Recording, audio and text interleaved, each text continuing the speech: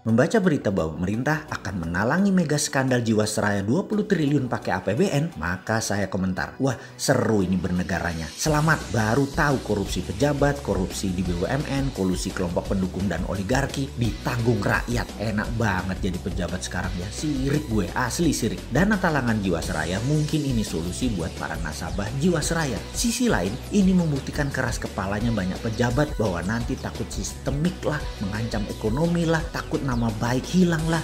Bos, yang geblek jangan dilindungi atau kalian merupakan bagian dari sistem yang bermasalah. Biarkan yang salah yang menanggung. Kita melihat hal beginian paling gerundel, kuapok lu. Tapi begitu melihat melindungi kesalahan dan kebobrokan pakai APBN, kita berkata, kuapok muka pandul.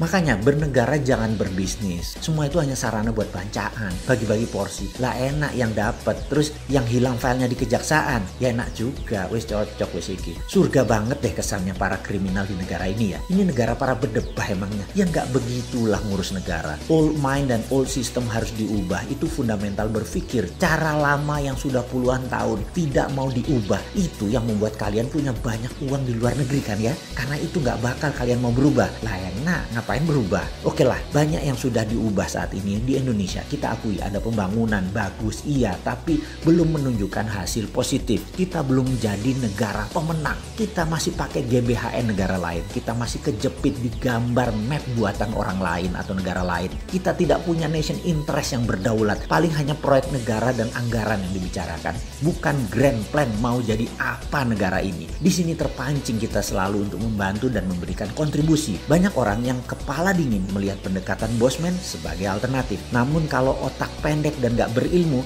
bahkan mengirim buzzer menganggap bosman ini anti pemerintah. Gak pernah kita ini anti. Kita selalu memberikan masukan agar lebih baik lagi. Memang karena school of thought-nya beda, jadi landasan keilmuannya beda, muscle knowledge-nya beda, terlihat anti. Karena saat ini cara mendoktrinnya adalah apapun yang beda artinya melawan. Ngono ya. Padahal ini semua adalah perilaku alami. Contoh ikan selalu berenang melawan arus. Hanya ikan mati yang ikut arus. Begitu cara melihat perbedaan. Lupa, buzzer mah gak peduli sama bangsa negara ya. Pokoknya hanguskan orang yang berbeda dengan pejabat sekarang. Pejabat sekarang selalu benar dan berpikir untuk rakyat. Tidak ada cara yang lebih baik dari cara pejabat sekarang. Titik. Mudah-mudahan gak resesi 2 kuartal berturut-turut. Kalau ternyata 3 kuartal ke depan minus, bahkan 4 kuartal minus, yopo. Gampang. Bangun narasi. Narasi pejabat tidak pernah salah. Yang salah orang yang beda pendapat. Aman kalau begitu. Sudah punya narasi-narasi doktrin ya. Para buzzer kan ada mastermind-nya. Ya alhamdulillah aman kalau kayak gitu. Silahkan. Kalau udah punya narasinya lanjutkan. Selamat kalian aman di atas sana. Aman. Kebetulan rakyat sekarang memang cuma butuh narasi kok. Silahkan lanjutkan bos. Kalau kita bagaimana? Ya kalau kita mah terus membangun karsa dan mengingatkan bersuara versi kita membela NKRI. Gak didengeri,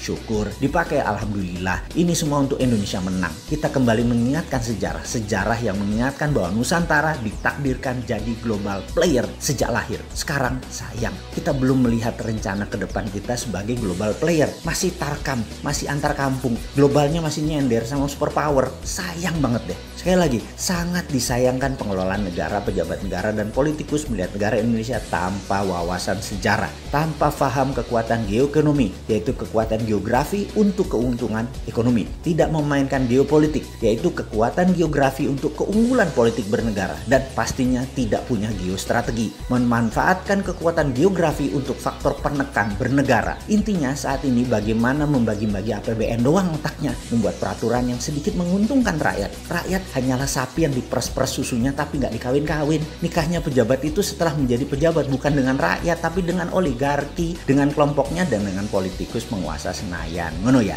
Oke, rakyat habis digrepek-grepek doang dan herannya rakyat gak kapok-kapok malah memuja-muja pejabat seperti itu. Hero-nya dijunjung. Top dah doktrin dan propagandanya. Top Marco Top. Kagum gua. Udah selesai ngegosip, kita lanjut. Kita menengok sejarah sebentar. Kita tahu doktrin jalur sutra itu seakan-akan jalur hebat. Karena mungkin banyak pejabat sekarang kemakan propaganda film Tiongkok dan berbisnis dengan Tiongkok kedalaman. Sampai budaya dan doktrin gak bisa dibedain.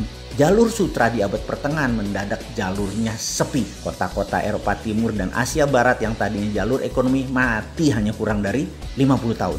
50 tahun dari apa? Dari majunya dunia maritim perkapalan di abad 14 dan 15 sehingga pada perjanjian Zaragoza dunia dibagi oleh dua raja laut, Portugis di sisi timur, Spanyol di sisi barat. Ini kayak kita sekarang Tiongkok Amerika lah kira-kira ya. Spanyol ke Amerika Utara Selatan, Portugis ke India sampai timur jauh yaitu Nusantara. Jalur sutra kalau dengan jalur maritim atau maritim line tersebut beda. Jalur maritim lebih powerful. Jalur sutra musnah tinggal debu sekarang. Jalur maritim yang melewati Indonesia bahkan tidak berubah sejak zaman awal dunia maritim tahun 1511. Awal puncak penjelajahan mencari dunia baru, mencari sumber bahan baku baru. Dulu rempah adalah isi dari jalur maritim yang kemudian hari disebut jalur rempah atau spice route. Adalah jalan menuju kemakmuran. Rempah Nusantara telah membawa bangsa Inggris, Belanda, Portugal ke zaman keemasan mereka. Negara Eropa makmur berkelimpahan karena rempah Nusantara. Jadi sedari awal Nusantara memang ditakdirkan menjadi global player dan menjadi pembawa kemakmuran dunia. Ketika komoditas rempah menjadi industri, kebutuhannya rupanya bisa dipenuhi oleh daerah lain di awal abad 20-an. Maka terjadi pergeseran besar di mana bukan yang di permukaan tanah yang menjadi sasaran sekarang, namun yang berada di dalam tanah, yaitu mineral bumi.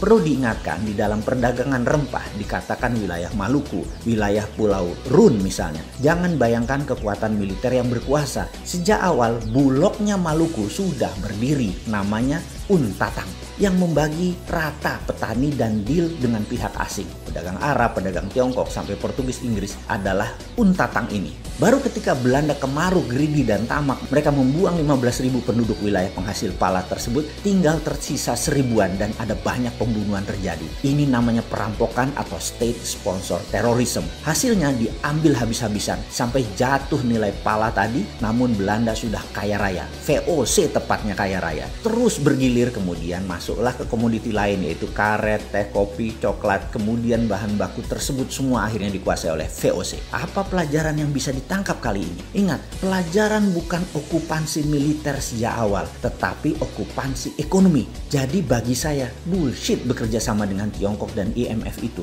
Itu bullshit besar. Foreign direct investment yang ada di otak pejabat adalah pemahaman anak bangsa yang otaknya sudah terpesona oleh globalis. Ini sebenarnya penjajahan sama seperti VOC di awal masuk selama 200 tahun sampai akhir tahun 1900-an kira-kira. Di saat dunia bergeser jauh di mana rempah bukan lagi primadona tapi sumber di dalam bumi yang jadi primadona seperti minyak, gas, batu bara dan mineral lainnya. Jadi sekedar mengingat, apapun perusahaan asing masuk ke Indonesia menggarap, mengambil, mengelola isi bumi Indonesia, itu penjajahan.